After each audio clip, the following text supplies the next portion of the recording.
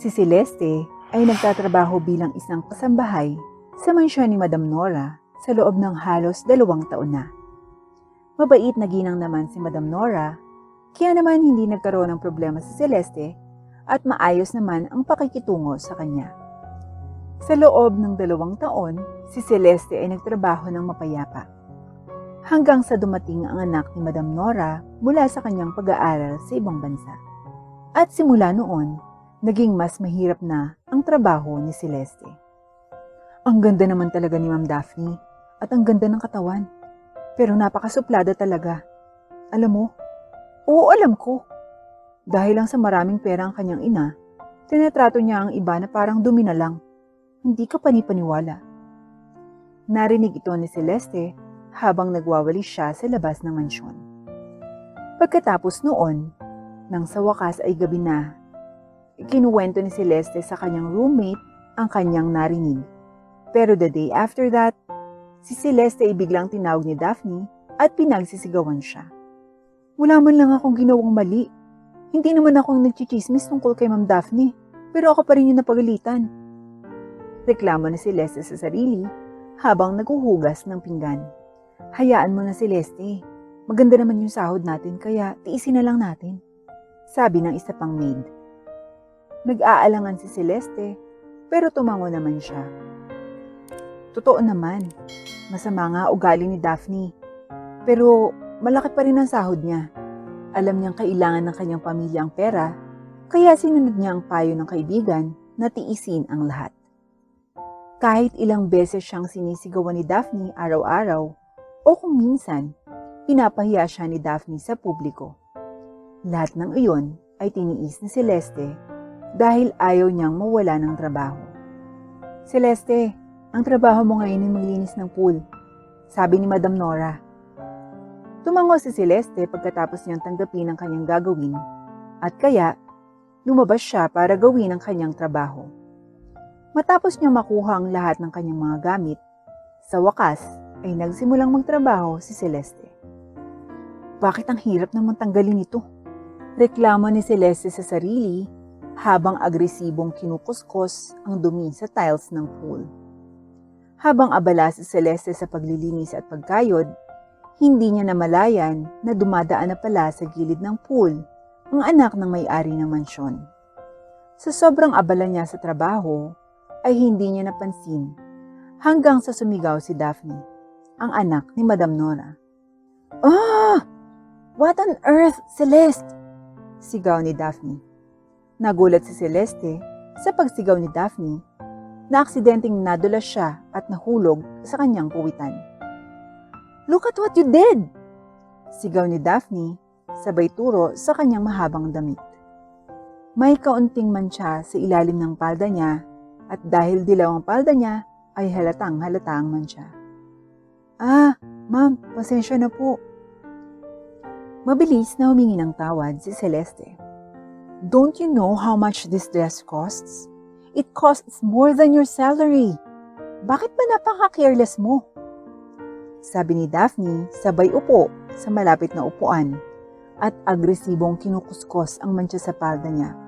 Pero hindi ito nawawala. Celeste, I hate you!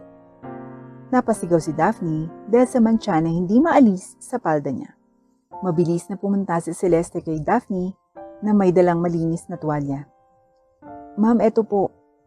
Inalok ni Celeste ang malinis na tuwalya, ngunit hinampas ni Daphne ang kamay niya at nahulog ang tuwalya. Hindi ko kailangan yan. Alam mo, ito ang dahilan kung bakit isa ka lang kasambahay. At kahit kasambahay ka na nga lang, wala ka pang magawang tama. Wala kang silbi, wala kang kwenta, at wala nang mararating pa sa buhay. Mas walang kwenta ka pa sa mga bato. Kahit na ang langgam ay mas kapakipakinabang pa kaysa sayo. Kung nagtatrabaho ka, gawin mo ang iyong trabaho ng maayos. Napakawalang kwenta mo. At alam mo, dahil sa kawalang ingat na to, wala kang mararating sa buhay. Walang mangyayari sa buhay mo at forever ka nalang magiging maid. Sigaw ni Daphne. Napayuko si Celeste sa hiya. Pasensya na po talaga, ma'am. Tumingin sa kanya si Daphne na may inis na ekspresyon. Maalis kaya ng sorry mo Yung mantsa sa palda ko? Hindi, di ba? Walang nagawa si Celeste, kundi yumuko sa iya. You're fired! Don't say anything anymore. Ayokong marinig ang mga excuses mo. Galit na sabi ni Daphne. Naiintindihan naman ni Celeste, kaya hindi na siya nagsalita at tahimik na tumango at naglakad palayo. Bago siya pumasok sa mansyon, narinig ni Celeste ang sigaw ni Daphne. Someone get me a new skirt! 2 oras matapos tanggalin ni Daphne si Celeste sa kanyang trabaho, dumating na rin si Madam Nora. Celeste, dalan mo ako ng kape. Sigaw ni Madam Nora sa kasambahay. Hindi niya alam na wala na si Celeste sa bahay. Celeste? Muling sigaw ni Madam Nora, ngunit hindi niya marinig ang kasambahay. She's no longer here, Mama, sabi ni Daphne, paglabas niya ng kanyang kwarto, matapos magsawa sa pagsigaw ang kanyang ina sa pangalan ng maid na labis na kinaiinisan niya. At bakit naman wala na siya dito? Tanong ni Madam Nora. Napangisi si Daphne habang sumasagot. I fired her. Hindi niya magawa ng tama yung trabaho niya.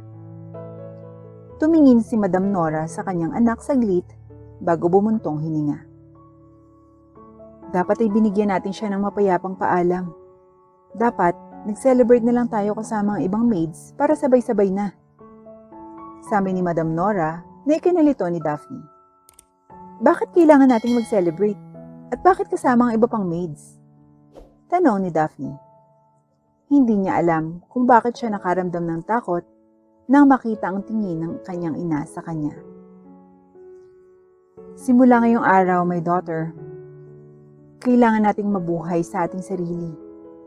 Aalis na tayo sa mansyon na to at wala na tayong magiging maids. Nang marinig ito ni Daphne, labis siyang nataranta kaya hindi sinasadyang napasigaw siya. What? Sigaw niya dahil sa hindi makapaniwala sa narinig. Mama, are you kidding? Sigaw ni Daphne pero umiling ang kanyang ina bilang sagot. I'm not Daph. I'm sorry. Ngunit halos hindi ko mabayaran ang ating mga bayarin ngayon. At pinalayas ako sa aking trabaho. Inamin ni Madam Nora. Pakiramdam ni Daphne ay parang kumikislap sa harap ng kanyang mga mata ang kanyang buhay dahil sa narinig. What? Noong araw na iyon, parehong nagbago ang buhay ni Celeste at Daphne. Ang buhay ng isa ay nagbago para sa mas mahusay, ngunit ang buhay ng isa pa ay nagbago para sa pinakamasama. Bakit kailangan kong magtrabaho? Tanong ni Daphne sa sarili na may galit na ekspresyon habang naghahanda para sa kanyang job interview. 2 buwan mula nang mawala ng trabaho ang ina ni Daphne, nagbago ang buhay nilang dalawa. Kumpara sa dati, kung saan sila nakatira sa paraiso sa loob ng kanilang mansyon, kung saan nasa kanila na ang lahat. Ngayon ay nakatira na lang sila sa isang maliit na bahay na halos walang laman ang kanilang refrigerator. Matanda ka na, Daphne. Ang bawat batang babae sa iyong edad ay mayroon ng sariling mga trabaho. Dapat magtrabaho ka na rin. Hindi ko sinasabing magtrabaho ka para sa akin. Sinasabi ko sa iyo na magtrabaho ka para sa iyong sarili. Para mabili mo lahat ng mga bagay na gusto mong bilhin. Ikinalulungkot ko na hindi na kita mabibili ng gusto mo. Pero kung magtatrabaho ka, malaya kang makakabili ng mga bagay na gusto mo. Sabi ni Nora na may malungkot ng ngiti. Mabilis na napawi ang galit ni Daphne at napalitan ng lungkot. Naiintindihan ko, Mama. Huwag kang mag-alala. Magsusumikap ako para sa ating dalawa. Tumango naman si Nora. Pagkatapos maghanda, tuluyang lumabas si Daphne para pumunta sa kumpanya na kanyang a-applyan. Hindi inaasahan, ngunit biglang nagkaroon ng traffic jam na nagresulta kay Daphne na late na dumating sa kumpanya. I'm so late! Tumakbo si Daphne patungo sa kumpanya habang patuloy na nakatingin sa kanyang relo. Pagdating niya sa kumpanya, pawis na pawis siya at pagod dahil sa pagtakbo. Hello, Can I ask saan po ang interview room? Tanong ni Daphne sa pinakamalapit na manggagawa sa kumpanya na nakatalikod. Nang lumingon ang manggagawa, nanlaki ang mata ni Daphne. Ma'am Daphne? Sabi ni Celeste nang lumingon siya at nakita ang dating amo. Umiling si Daphne. No, huwag mo akong tawaging ma'am. Hindi na akong boss mo. Sabi ni Daphne habang nakatingin sa malayo. Okay po. Hinahanap niyo po yung interview room? Ihahatid na lang po kita doon, Daphne. Tumango si Daphne. Habang pupunta sa interview room, parehong tahimik sina Daphne at Celeste hanggang sa magsalita si Daphne. So, how are you? Tanong ni Daphne. Humarap sa kanya si Celeste at ngumiti. Okay naman po. Sagot ni Celeste. I see. You work here? Opo. Nagsimula ako nung isang buwan pa. Isa kang manager, di ba? Sabi ni Daphne, sabay turo sa nameplate sa dibdib ni Celeste na may nakasulat na manager. Opo. Kumakailan lang po ako naging manager. Sagot ni Celeste, sabay kamot sa kanyang batok. Good for you. Sabi ni Daphne bago umiwas ng tingin. Pumuntong hininga siya bago nagsalita. Celeste, 2 months ago, naging masama talaga ako sa'yo. I'm so sorry.